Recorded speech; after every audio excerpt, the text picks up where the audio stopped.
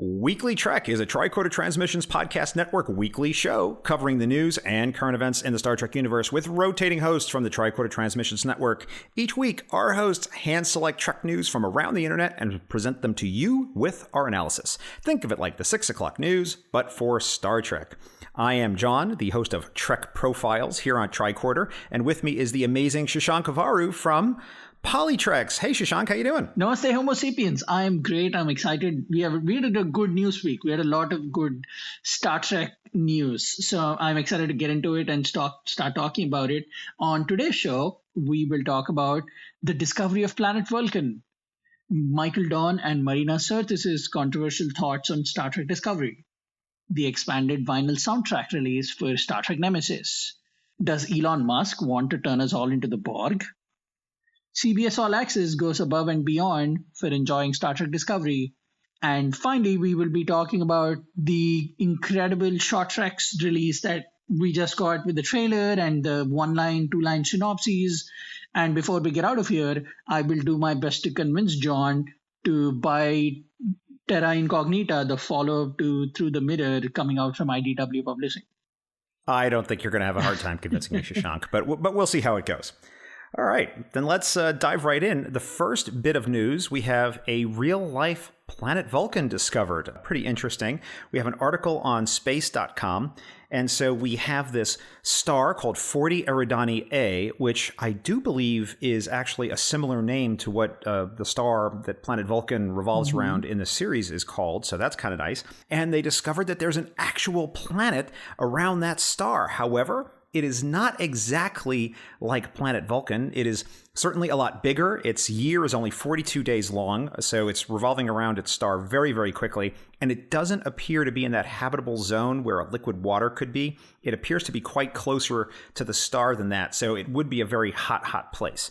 What do you think, Shashank? So one thing I found interesting is that this planet is part of the Dharma Planet Survey discovery, which is going around trying to discover essentially small planets that are revolving around brighter stars, because that's kind of the way Earth is designed. And in our ever elusive hunt for new life and possible new homes for humanity, I'm glad that we have a first discovery. One of my favorite things about this, first off, is that it's Vulcan. It's only logical that it be called Vulcan. It made complete sense to me. I don't know if I was surprised as much as I was elated, but it also got so much mainstream coverage, which is always good for Star Trek.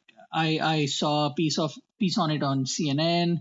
I got to see some of the NASA news that they were talking about. And what I'm most excited about now is there is an actual paper that it's part of, and I believe it is going to be posted in the monthly notices of the Royal Astronomical Society next month. So I'm pretty excited to read that and find out more about this planet. But yeah, we have Vulcan. How great is our life? I think it goes to show the lasting effect of Star Trek in pop culture and in the wider world, in that it has really touched people, so that now you have people who are in science, people who are doing real scientific things in the world, and they're sort of bringing a little bit of Star Trek into that. And I think it's just fantastic. So it was a really nice story to see, Shashank. I thought it was really fantastic. There is something very cyclical about people being inspired by Star Trek and then going into real world science, and then while exploring real world science, finding things from Star Trek. Absolutely. So let's move on to our next story. We have Michael Dorn talking about the new Klingons. So Michael Dorn talked about the fact that, he looked at the wonderful Mary Chieffo in her makeup, and he said, there's nothing of her in that body, in that prosthetic, but her eyeballs. Or maybe her lips even, I don't know. But that's like the only part of her that's actually exposed to the outside. And he was talking about the challenges of trying to act under such prosthetics, because even with the heavy makeup that Worf had, it was still mostly stuff from his eyes up. He had a little bit of stuff on his nose, but he had a lot of his own face that was available to him as an actor. And it's got to be really hard to act under all those prosthetics. So he talked a little bit about that. What was your reaction, Shashank? Well, first up, the fact that this comes from a convention is no surprise. I've noticed that a lot of these quote-unquote controversial thoughts or people really telling us what they feel seems to be coming from conventions. Everybody remembers the infamous or famous. I don't know. The 30th anniversary panel at STLV, where all kinds of controversial opinions were shared. So the best way to get things out of these awesome people is to give them a stage at a convention and let them have it. What I did feel from his thoughts is he's right in that there isn't a whole lot of Mary Chifo in there, but that is all acting. I mean, at its essence, to me, acting is people not being themselves. So the fact that physically she's not there, that's a perspective. But to me, my perspective is physically that essentially is Mary Chifo because she has disappeared so completely into the role physically and mentally that it's a good thing that we don't see a whole lot of her. And we saw Klingons from, if you look at the trajectory of the Klingons that we started off with, it started with just makeup and a fancy mustache to the half makeup that Worf had on his face to now it going fully, completely immersed in makeup and like he's saying, people not being even seen in there. And I understand Michael Dorn's position, and of course, nobody would want to envy that kind of makeup job, but that's what makes those Klingons exceptional to me. And there is a huge plot twist, spoilers about Star Trek Discovery, about people being in that makeup. And I think the whole Ash Tyler Vogt thing lended itself to it. You never knew that because they were disappearing in those makeup and you were able to enjoy the show more. What do you think? Well, I think that that's the task that's in front of the technical professionals who are not only designing the makeup for these different characters, but also the people who are actually doing the real yeoman's work of putting that stuff on the actor, is that, no matter what kind of design you come up with for an alien, when you actually create the prosthetics and put it on that human actor, you have to allow some way for that actor to move the prosthetic, to have some ability to do something to act. Otherwise, you end up with a stone-faced character, right? And who wants that? And this goes back even to TNG, right? I mean, LeVar Burton talked about the fact that when he put that visor on, he lost his eyes, which was the number one thing that an actor uses to emote. And so he had to use different parts of his body and use different kind of mannerisms and use different kinds of acting skills to actually portray different kinds of emotions, which was a big challenge for him. But he still had a lot more assets at his disposal than I think a lot of these actors do. They're in the full body prosthetics with all the armor and the kit and the stuff that's all over their face, because all they're essentially left with is their eyes and, a little bit around their mouth and, maybe a nostril flare, So with these very limited tools, they have to bring it. And I think that they've done it. Whether you're a fan of Discovery or not, I think that the acting on behalf of the characters playing the Klingons and Doug Jones as Saru has been really good. And I think that they did hit a really good balance of being able to put together characters which look very alien, but yet still giving the actor some space to actually emote and generate some pathos in their physicality. So I thought it was a big success on how they did that. Absolutely. I hope they don't think that it is in any way a thankless job because I appreciate it. And every time I watch every episode, all I can think of is that is incredible work. Emoting through those layers of makeup is pretty amazing to me. So I see it and I understand why someone like Michael Dorn would feel that way as someone who has embodied Klingons for such a long time. But the controversy didn't end there at the convention because Marina Sirtis, after Michael Dorn finished talking, essentially weighed in saying, well, I haven't watched it. And I'm quoting her now. I'm going to explain why I don't watch Discovery before they all hate me. We were on the best Star Trek show. If CBS thinks I'm going to pay to watch Star Trek, they are demented. And then she went on to talk a little bit more about what she thinks about all the shows after TNG. I actually think that Star Trek got it right in our show and in the original show because those shows were about something. They weren't just entertainment, they were little morality plays. And that is what Star Trek lost after we were done. And it ought to go back to that. I'll weigh in on these comments from her, but what did you think of her comments, John? Well, Marina is never one to shy away from controversy, and she's certainly courting it here. And I think that she's right in this. Because TV has to be made in a certain way in 2017, 2018, 2019, the very idea of the anthology show from the 60s or even TNG couldn't be made today. Because the anthology format that we had allowed them to do these morality plays and allowed them to have these sort of very theatrical sort of shows that stood on their own, and you could do like a Measure of a Man type episode. You could do The Offspring. You could do Chain of Command. You could do these sort of little standalone episodes, whereas now everything has to serve a series-long arc. And in a way, it doesn't allow for the spaciousness that when you were producing 25, 26 episodes a year, they were very much anthology. It enabled them to do a different kind of storytelling than what's allowed today. And that's not a critique of Discovery, I would say. It's a critique of TV in the modern era. What do you think? I can understand that, and I love Marina Sirtis. I think Troy is one of the greatest, most underused characters in all of the Star Trek pantheon. But I do take issue with her comments in the sense that when she starts off, she tells us that she hasn't seen the show. And then she's making a judgment call about what the shows are about and what they're lacking. It seems a little disturbing to me that she hasn't seen the shows after, or maybe she hasn't just seen Discovery, and she's making a comment about what they have and don't have. And also, when she says things like, those shows used to be about something, and they weren't just entertainment, and they were little morality plays. Well, Deep Space Nine had The Visitor. It had Far Beyond the Stars, which are more than morality plays. They stand right up there with the best of Star Trek TOS and TNG. So I would take issue with that. And if this was an argument I was having with her, I would make these points. But I do feel like after everything Marina Sirtis has been through, she's entitled to have that opinion, and I respect her for it. But I strongly disagree with the way she's approaching the whole thing, that these were the implication that everything else that has followed is just entertainment is a little difficult for me to fathom. But like I said, I understand it.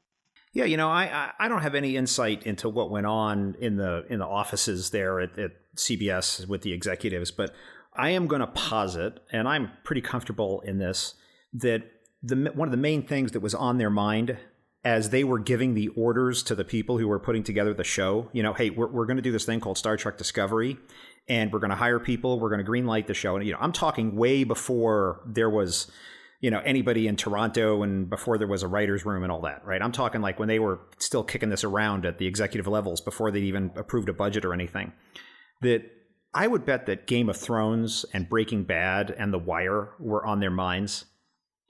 And when you look at shows, especially like Game of Thrones, which, for marquee television as we record this is probably at the top, whether you like it or not, it's, certainly something that all the other networks are thinking about, how do we get our own Game of Thrones, right? That's not a show that lends itself to one-off episodes at all. And I think that that's really emblematic of what I think they're after in Discovery in a lot of ways too, is that they want something at that marquee level. And so I'm not saying that it's a clone or a copy in any way, but the feeling of this idea that you get this long series arc that has a lot of in-depth characters and a lot of twists and turns and some really deep like 4D storytelling, I think that that's what's on their mind. And that does take away from the spaciousness to experiment and do something goofy every once in a while. I think it's just more people from the old shows having to get used to this new series arc than it is like bitter hatred for the show. So I do respect it. But enough with the controversy. I'm sure these guys have lives and they're whatever their opinions are. We have the future coming in and we have a whole lot of it to enjoy. But another blast from the past happened over this week, and we're reporting this from Trekcore.com. An expanded Star Trek Nemesis soundtrack is heading to vinyl.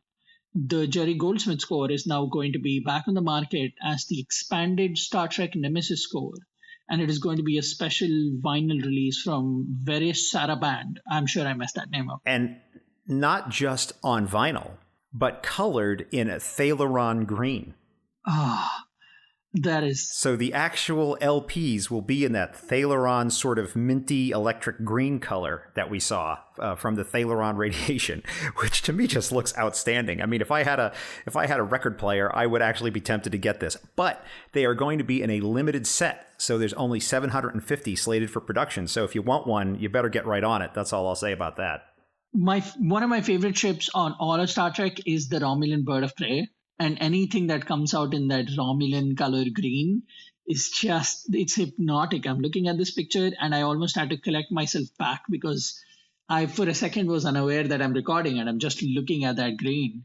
I just love when franchises go so above and beyond and they delve so deeply into the deep cuts, like the Teleron radiation. Like, how much of a deep cut is that? But then they're doing it. This two-sided LP is going to have, I believe, 32 tracks from the movie, and it's the Jerry Goldsmith score. Have you enjoyed the score at all? Is this something you listen to when you're working, or? I'm not much of a soundtrack guy. I appreciate the soundtracks and I enjoy them in the context of the movies or the show, but I'm just not much of a guy for listening to soundtracks because, in all honesty, when I have time to listen to something, I'm listening to podcasts. So that's where a lot of my time that I have to listen to things goes into is podcast listening. So I actually have a few soundtracks, but not that many. And by the way, one thing that's very strange, I just happened to note, the Star Trek The Motion Picture soundtrack is not available for digital purchase online. The only way to get it is to actually, you can buy the CD and that's it, but you can't actually buy it digitally anywhere. Very disappointing that. I have noticed that happens with soundtracks. I am a bit of a soundtrack nerd, and off topic, there is the Battlestar Galactica soundtrack, which was one of the greatest soundtracks I've heard. The original or the reimagined? The reimagined. The Battlestar Galactica soundtracks by Bear McCreary that came out with the All Along the Watchtower covers and stuff. You can't buy those online anywhere either. They're all either available on CD, which they are not sold anymore. So you have to find a seller online to sell them, or you have to find a way to get them somewhere else digitally. But anyway, coming back to music and soundtracks, I'm pretty excited for this one. I don't know if I'll get it, but I'm glad I have the image because it looks beautiful. Moving on to things that we all enjoy, Elon Musk made some comments. What do you have to tell us about that, John? So Elon Musk was on the Joe Rogan Experience, which is, for those of you that are not familiar, Joe Rogan, who is an MMA announcer and a comic, he does probably one of the biggest podcasts in all of podcasting based on the number of downloads and the number of listeners that he has. And he does these very long form, like 3-hour unedited interviews with people. So they are very wide ranging, very interesting sort of podcasts if you like the sort of guests that he has on. And I realize he's not everybody's cup of tea, but Elon Musk made one of these podcasts with him. And let's just say that it was most unlike any sort of CEO interview I think I've ever heard. And that's being very gentle. So, but on that podcast, he announced this neural link where he's going to connect people's brains to computers if they want to do that, along with many other announcements and many other strange things that happened on that podcast. So I would encourage listeners to go check it out if you're interested. But the only thing I'll say about this is that Elon Musk has made many announcements about many things, some of which have happened, some of which have not happened. So take from that what you will. What is your opinion, Shashank? The whole thing gives me a little pause because you're right. He has said a lot of things that he was going to bring out and change the world with. And some of those have not come to fruition, much to sometimes relief and sometimes sadness from me and from just the nerd community in general. But here are a couple of things he said. You're already a cyborg. Most people don't realize you're already a cyborg. It's just that the data rate, it's slow, very slow. We need to make that tiny straw of data like a giant river, a huge high bandwidth interface. And then he went on to talk about it. And he also said, this Neuralink will enable anyone who wants to have superhuman cognition, anyone who wants it. That's kind of terrifying. Not to make another Battlestar Galactica reference, but that's what the Cylons were about. And coming back to Star Trek, it's kind of what the Borg was trying to do. They were trying to assimilate all of us into a giant network. So whether this comes to fruition or not, knowing that one of the biggest companies in the world is working on something like this, it's a little disturbing, a little terrifying, but I would be lying if I said I wasn't curious to see what this has to bring, and maybe that's how the Borg will take me, is it'll take advantage of my curiosity. Sounds good to me. I, for one, welcome our robot overlords. Well, then you'll certainly appreciate, while all those robot overlords are taking over us, the ability to watch Star Trek Discovery offline. Yes. A major update that came out about a week ago and we are reporting this from TechCrunch, is that the streaming service CBS All Access is enabling support for offline viewing. For our listeners who did not know, apps like Netflix and Prime Video already do that. And the latest to join that is CBS All Access. Are you excited to watch all kinds of Discovery offline, John? Oh, I think it's great if you're going on a plane trip or something like that. I was having a discussion about this on the podcast because we were talking about how people watch Star Trek. And as we sit here, I have 3 different ways of just watching most of Star Trek minus Discovery.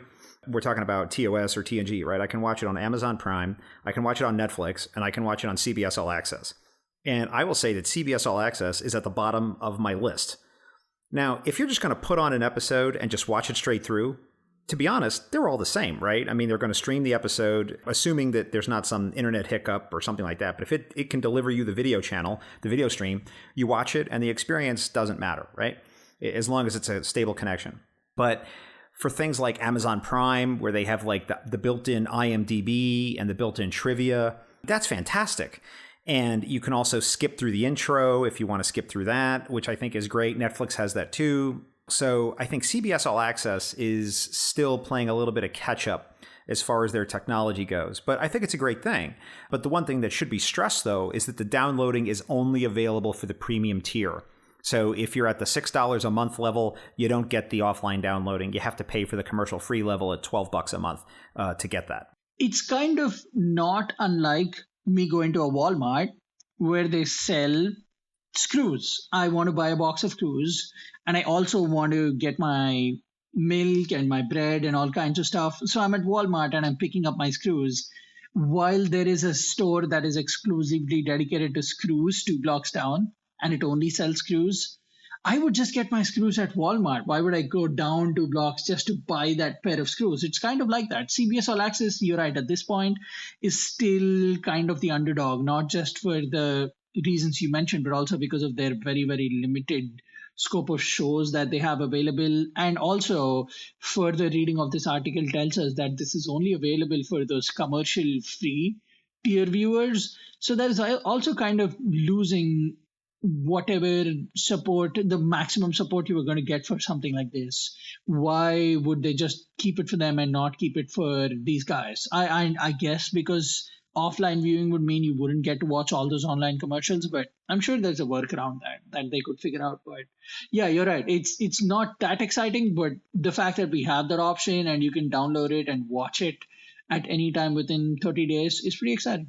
Yeah, I think it's okay. But, like I'll say, I think CBS All Access as an app is my third choice. Even if I want to watch something that's on CBS All Access, if I have it on another app, I'll watch it there. So, all right. Let's move on along, though, to our biggest story, I think, of the week. And it's that as we record this, Shashank, we are very close to the launch of Short Treks. How exciting is this? Why don't you tell us about it? Short Treks is going to be the 4-part mini Short Trek episodes that we're going to get before the full-blown Discovery Seasons 2 starts here pretty soon. The first one drops on October 4th. And essentially, these are going to be on the app. And they're going to be 4 short episodes. So the time might be a little different between both of them, but I wouldn't assume that there would be any bigger than, I would guess it would probably be 15 to 20 minutes each. And I think you're right. And we'll speculate a little bit more about what they're going to be. But on our Short Treks, we'll be following Tilly in Runaway. We'll be following Kraft after in Calypso. Then we'll be following Saru on the Brighter Star. And finally, we get to see what hijinks Harry Mudd is up to in The Escape Artist. So these are all little episodes that will be dropping in between October 4th and January 3rd. We have a trailer out.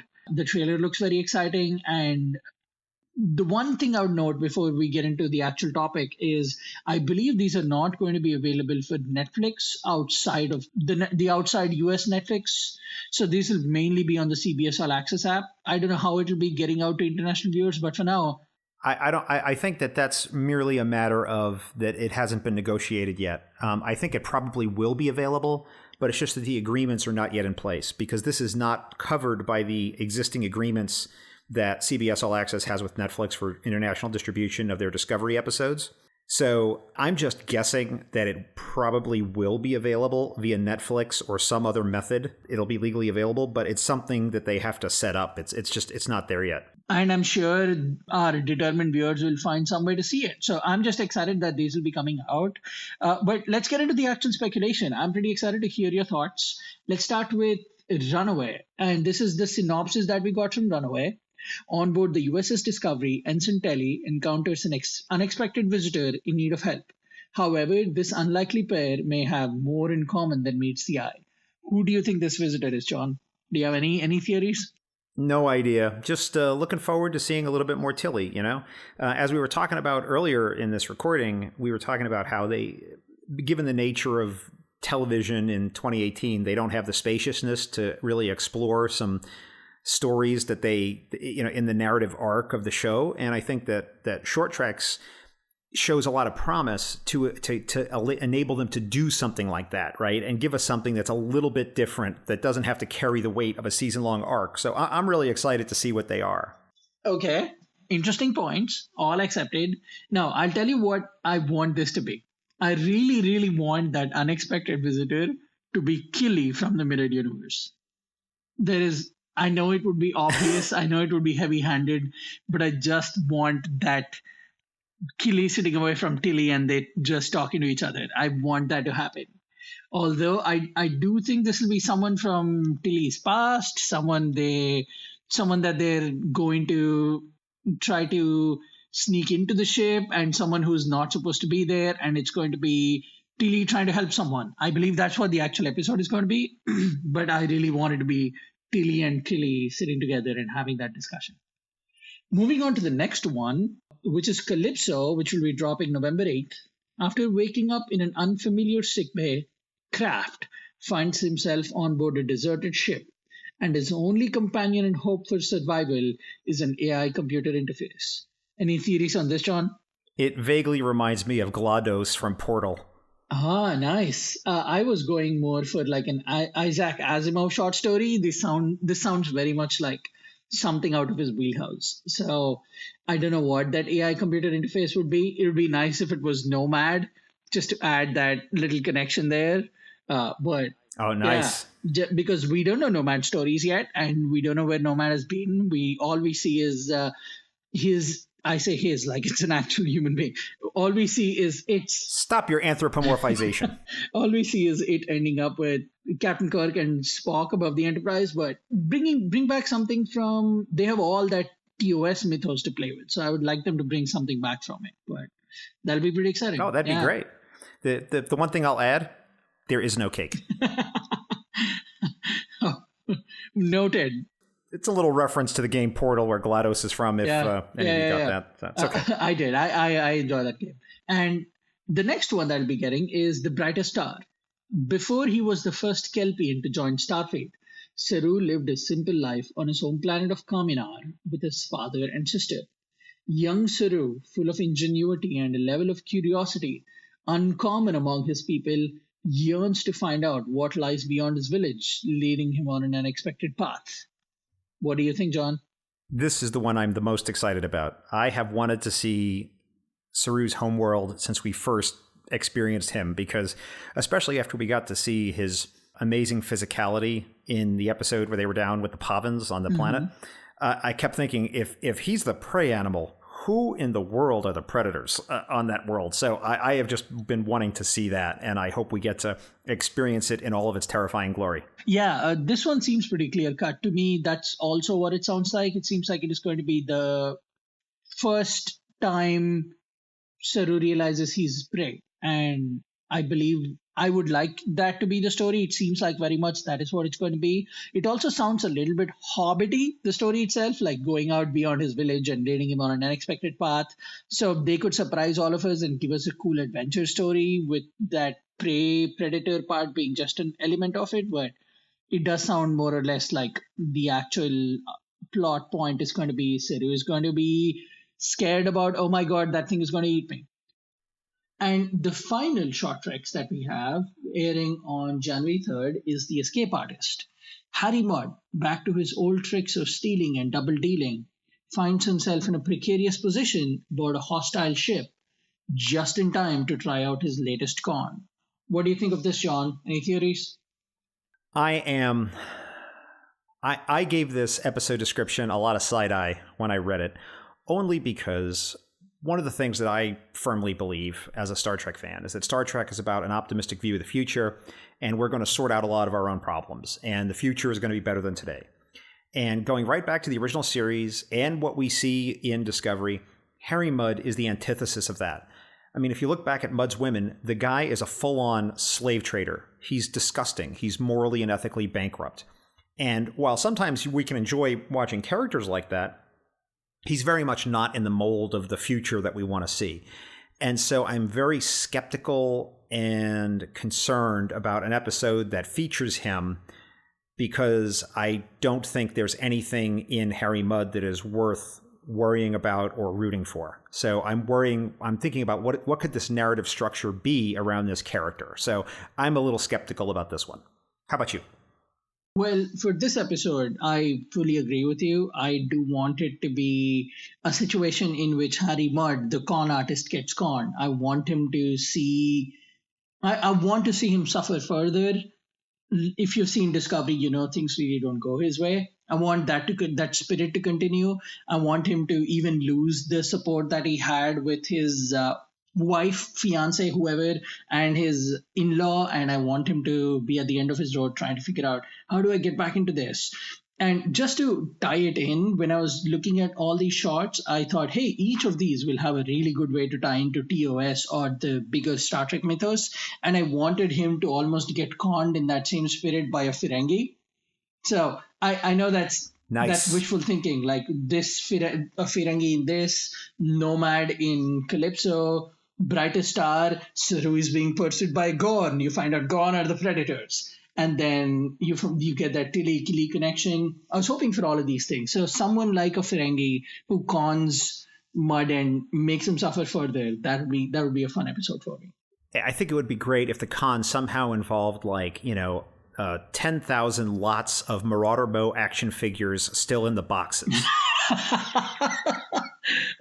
You're now speaking my language. This is going to be an entirely different show, John.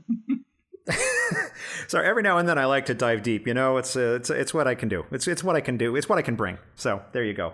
And all right. Before we get out of here, speaking of bringing things, if you've listened to any of my interviews, segments on Reading Trek, Weekly Trek, occasionally, you'll see me nerd out about IDW Publishing and the beautiful work they've been doing and the A game they've been bringing. Have you been enjoying any of the IDW Publishing titles, John? The comic books? Well, I did listen to some interviews with some of the creative types behind the Mirror Broken series, and I went and I bought those on Kindle app, and I did read all of them. And I am not a comic book guy. In fact, I think all the comic books I have read recently, and by recently I mean within the last year, which before that, the last comic book I think I read was probably 10 or 11 years old, have been recommended by you in one way or another. And what I found in The Mirror Broken was not just the story was good, but the art was very much unexpected. It didn't look like comic books. It looked like paintings. And it really was just beautiful to look at and beautiful to read and really quite good. So I enjoyed it a lot. So thank you for recommending it. So should I continue and read Terra Incognita, Shashank? Yes. We actually have a review of Terra Incognita number 3 for you today, courtesy of IDW Publishing. They have been continuing that series, and why wouldn't they? It's been immensely successful. After Mirror Broken, they came out with Through the Mirror. Same writers, the Tiptons. They continue the story from Through the Mirror into Terra Incognita, the ongoing miniseries. It's winding down here. I believe it is a 6-issue miniseries with 1 issue coming out every month. We had number 1 and number 2. This was number 3's release. I assume you've been following Through the Mirror, right? You finished it Through the Mirror, is that right? Yes, I read the whole series, which, by the way, we probably should say 2 sentences about it for people that aren't familiar.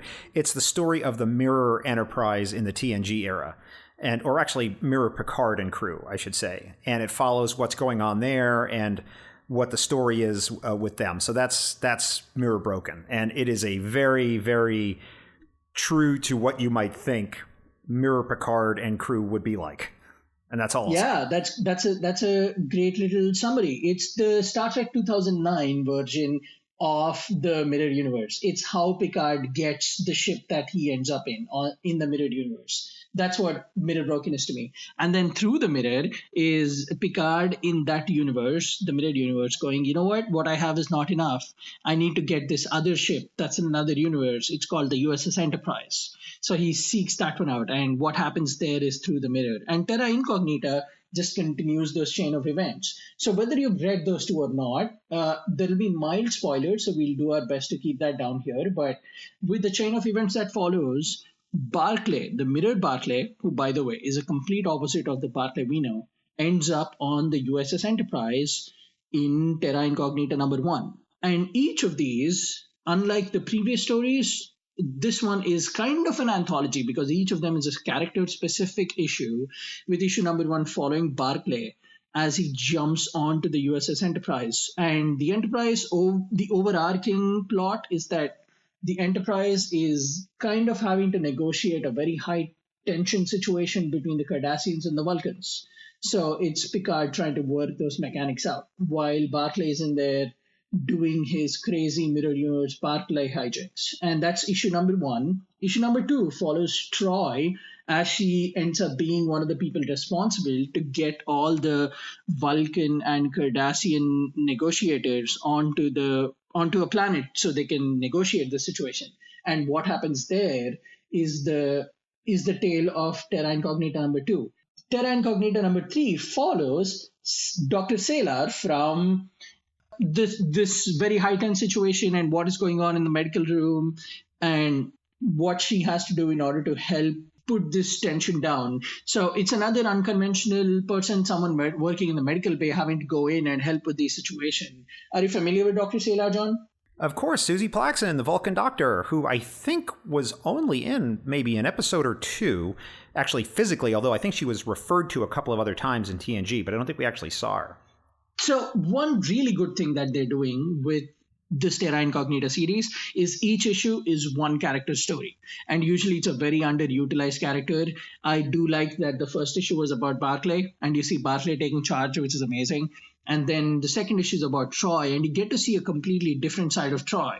Troy's out there fighting, and she's out there getting her hands dirty, which was pretty great to see. And in Terra Incognita #3, they finally give Dr. Salar the credit she deserves and the backstory she deserves. In this one issue, throughout the course of these 20 plus pages, you actually get to see where Salar comes from, why she's in the life that she's in, and what unconventional way she ends up helping the situation in. So without spoiling anything, like I said earlier, there is a very high tension situation between the Vulcans and Cardassians, and negotiators are needed. And thanks to the mind meld that is among the Vulcan culture, Salar has to get some knowledge from one of the negotiators and pass it on. And her crisis as she goes through it, because in the Vulcan custom, you're not supposed to use knowledge that you've gained through a mind meld for any kind of purposes other than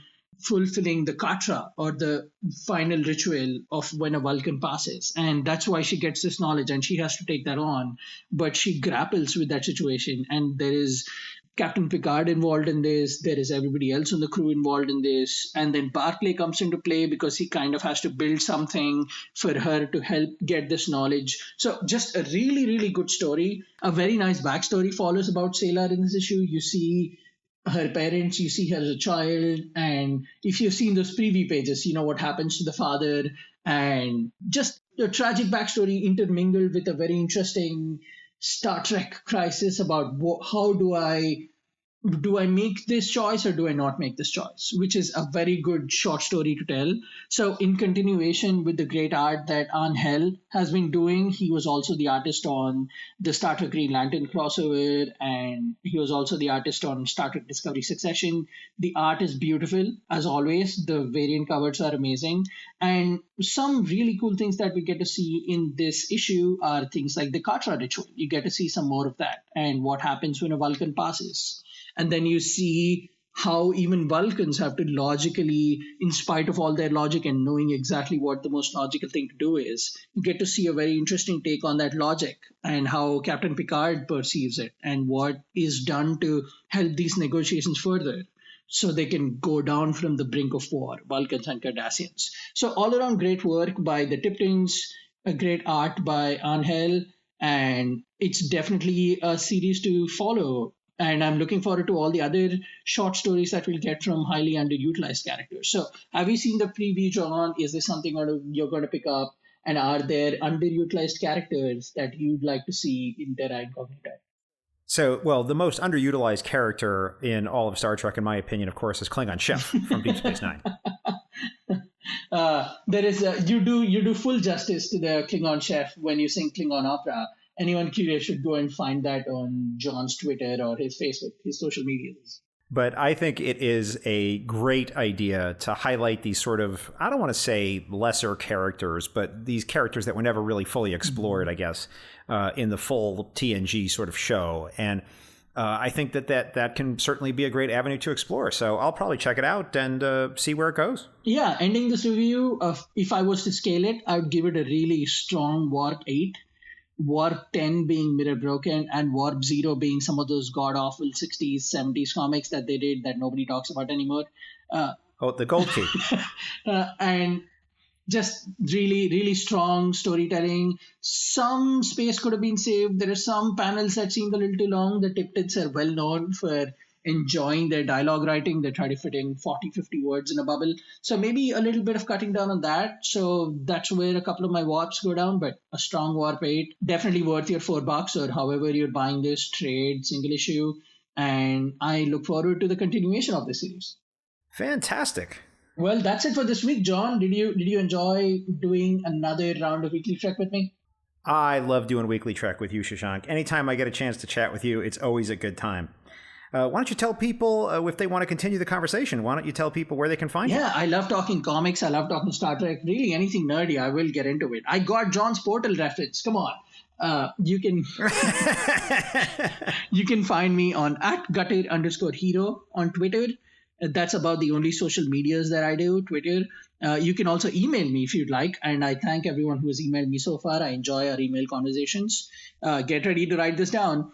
shashank.avvaru@gmail.com. And you can listen to Barry DeFord and I, my illustrious co-host, discuss all kinds of politics and culture on Star Trek in Politreks, which is another tricorder show, and you can follow that on @Politreks.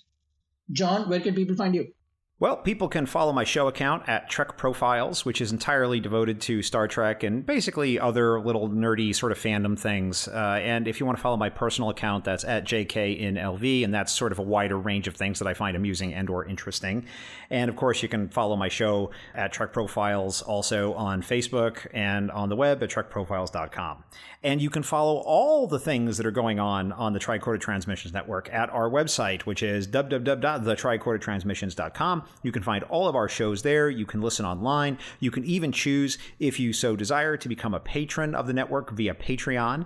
And support at any level gets you access to early releases of episodes, uncut episodes, our Patreon Hangouts, which as we record this, we just did another Patreon Hangout last night, and it was a super fun time, as they always are. So please check out the network and check out our other shows. You are guaranteed to find something that you like if you are a Star Trek fan. That's all the Trek news we have to share with you this week, but if you'd like to continue this conversation, you can visit our Weekly Trek show on Twitter at WeeklyTrek and online, of course, at thetricordertransmissions.com.